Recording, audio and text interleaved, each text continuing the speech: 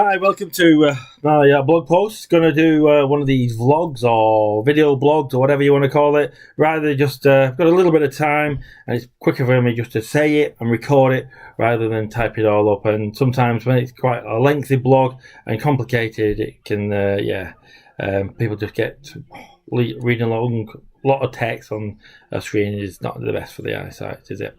Okay, so basically what I've just done, as many of you would have seen from the blog, I put a stage 1 and stage 2 complaint into a Wigan Council to say, in terms of the deal money, where it's being used to fund Labour councillors, charities and companies, and also where the money is going to Sunshine House, which has got the chief executive boyfriend as a director on there. They then buy services off the company that he works for, who then obviously pays him a salary and bonuses, etc. And then obviously he lives with the chief executive there. You probably saw the blog post, and I did quite a detailed diagram of showing where all the money goes through in the different paths and things like that. So I'm just doing a bit of an update really, because what the complaint is to the council, what I give them two chances for, the stage 1 and then the stage 2, is to answer the very question of, because all the possible allegations that come to them, and how it could look a bit dodgy. I say look, because we don't know whether it's dodgy or not unless it's audited and also looked at. Now, Wigan Council, I was expecting some quite detailed systems and controls and procedures to come back. It come back pretty much written on the back of a fag packet. Yeah, it's all above board. Well, you think of, well, hang on a minute. There's hundreds and hundreds of thousands of pounds being paid into, directly or indirectly, Labour councillors, former Labour councillors' pockets, the families that then work for the charities, and then also the chief executive, in terms of her boyfriend, obviously getting paid by the council, the college that gets contract from. You read it all, and to be fair, this is probably why I'm doing a video post. So basically, we've just done now the stage 2 has been exhausted. I've sent the matter over to the local ombudsman. Reason being, because the council obviously don't want to take this matter seriously, I'm now calling for them to do an investigation into this matter. I want them to have a look and take an impartial, independent view on the matter and see what they think to the whole thing.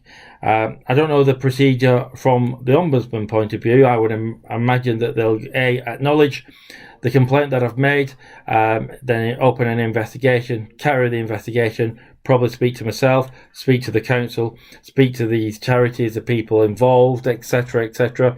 Probably, I don't know if they have their internal accountants to talk about how the funding structures is all done, etc.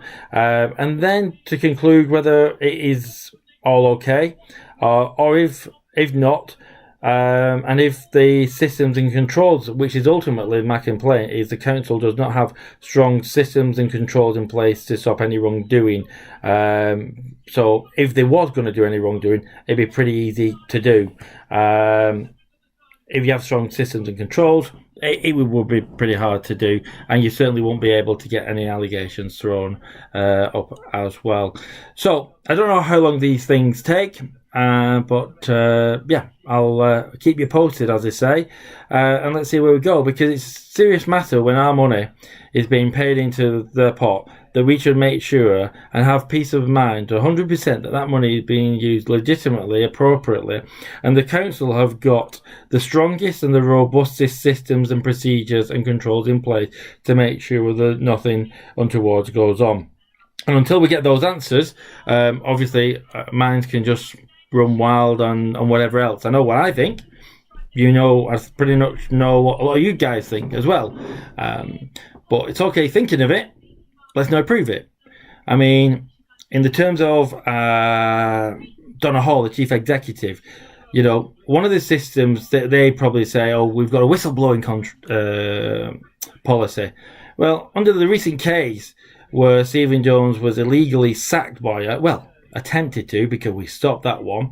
And also, I don't know if you remember the article where she described her staff. I mean, she described frontline staff that they had to be, there was either a vampire, in other words, they didn't like the council and she was going to get rid of them. There was just a sleepwalker. In other words, these are the people that would just turn up, do the job quite comfortably, no problems, and then go away and go home. Not a bad thing to do, to be fair. A lot of people would just turn up to a job and do it. But she wanted cheerleaders. Remember this? The vampires, sleepwalkers, and cheerleaders. She wanted cheerleaders, and she wanted staff not only to do the job, but then also to get out there, put letters in the papers, go online, and go, yeah, Wigan Council's great, and everything. Even if they had concerns, she wanted them to say they were great. Well, do you know what? As a taxpayer, and I know as a huge lot as taxpayers, we want to know that them staff are being treated appropriately, and the unions were very critical in Donna Hall's address to staff and how she was categorising them. And also, I think one of them, she said, if you're a vampire or a sleepwalker, we don't want you here. We want you to go and work for St Helens Council instead. I mean, wow. So, she just basically wants cheerleaders. So, if she only wants cheerleaders working at the council, in other words, these are the people that are going to shout no matter what concerns they may have. They only want cheerleaders. In other words, if you don't be a cheerleader, you could potentially get sacked. So if they see any wrongdoing, what likelihood are they going to do to use this whistleblowing policy that they may or may not have in place? Chances are they're not going to do it because they know they're going to be sacked then for raising legitimate concerns and going through the due process. So that is the reason why I've sent this complaint over to the Ombudsman now. It needs to be looked at, and let's see what happens. We've just had a massive, in fact, no, forget massive. Massive is the wrong word. We just had a monumental victory in the High Courts, where the High Court on the Queen's Bench said she acted unlawfully in that case. And do you know what? When we get to the bottom of all this, I think we're going to get a similar verdict if I'm guessing. I think that's my opinion, but I could be wrong. Let's see. So keep it here, keep it live, and let's keep challenging Wigan Council where necessary, because after all, it's our taxpayers' money, and we've worked damned hard to get it. I know a lot of you guys work damn hard to get the money that we pay Wigan Council, and we don't want it being wasted and put into their pockets. And when I say their pockets, I'm talking their own individual pockets or household pockets. So, okay, catch you soon, and yeah, have a great weekend, guys.